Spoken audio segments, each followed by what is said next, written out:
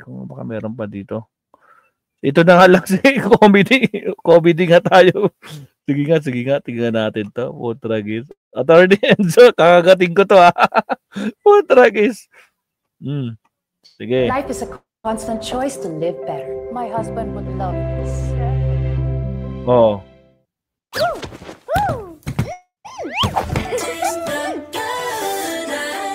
Here we go, attorney.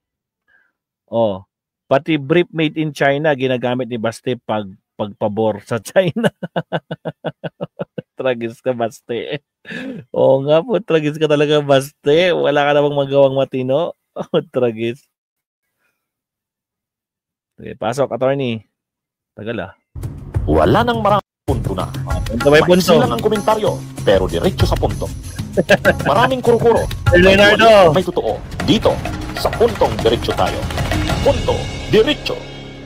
Doomsmore said, shout out. O ito, pati issue ng brief. Pati brief na dadamay dito sa issue ng West Philippine Sea. Masyado namang mababaw. Ang nagbanggit kasi si Baste. Si Baste. Kung galit daw tayo sa China, wag na daw bumili ng mga damit. Bagay, katulad ng brief galing sa China. Nagkomentaryo naman dyan si PCO Commodore J. Tariela. Ang comment ni Baste, ganito. Sabi ni Baste, before kayo magsalita, you take off everything. Yung nasa bahay nyo, sa damit nyo, sa brief nyo, sapatos nyo, lahat. That's made in China. Do not use it before you open your mouth. Sinabi niya yan yung October 19, 2025. Alam ko yung mga comments dyan. Yung sasabihin, pro-China. Okay, once and for all, bago kayo magsalita, this is not about me being pro-China, but I'm leaning towards economic cooperations rather than military practices. So, before kayo magsalita, you take off everything. Yung nasa bahay nyo, sa damit nyo, sa brief nyo, sapatos nyo, lahat that's made in China, do not use it before you open your mouth. You take off everything that China made, do not use it, then you open your mouth. So again, sinasabi ko, it's not about, us against China, because China will always be there and the United States will always be there. Sila yung nag-aaway, and both countries want control over this territory. We want an independent foreign policy. Ang pinagtatanggol dito ni Baste, yung pagiging lahat daw, bakit daw galit ang mga tao sa China?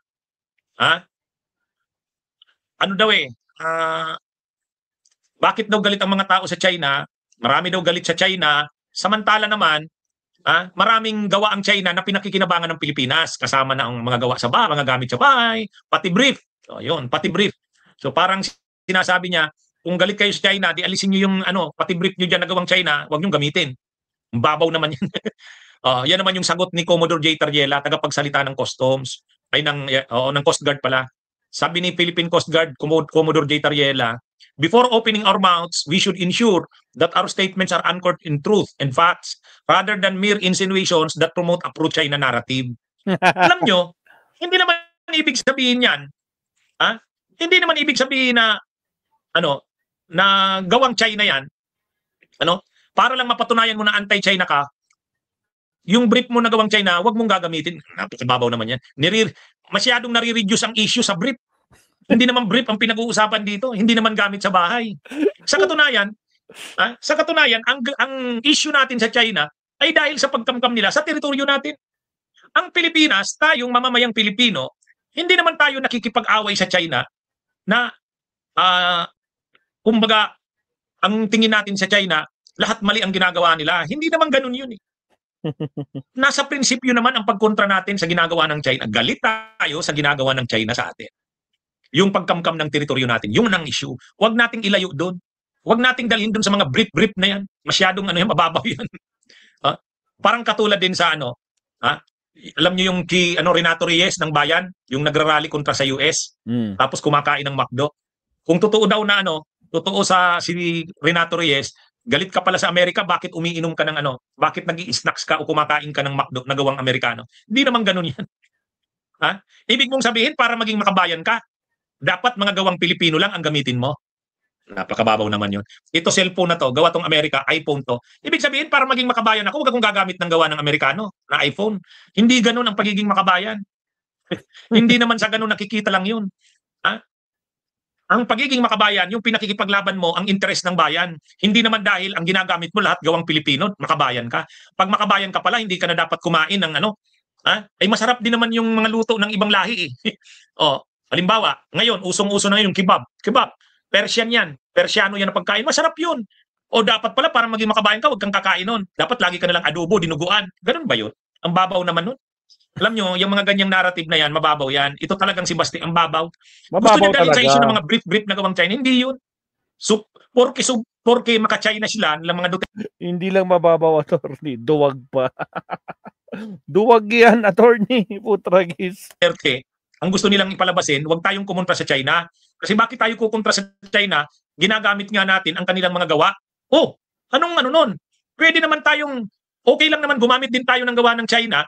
Okay lang naman yun. Pero linalabanan natin yung mali nilang ginagawa na pagkumkam-kam ng ating mga teritoryo. Mama.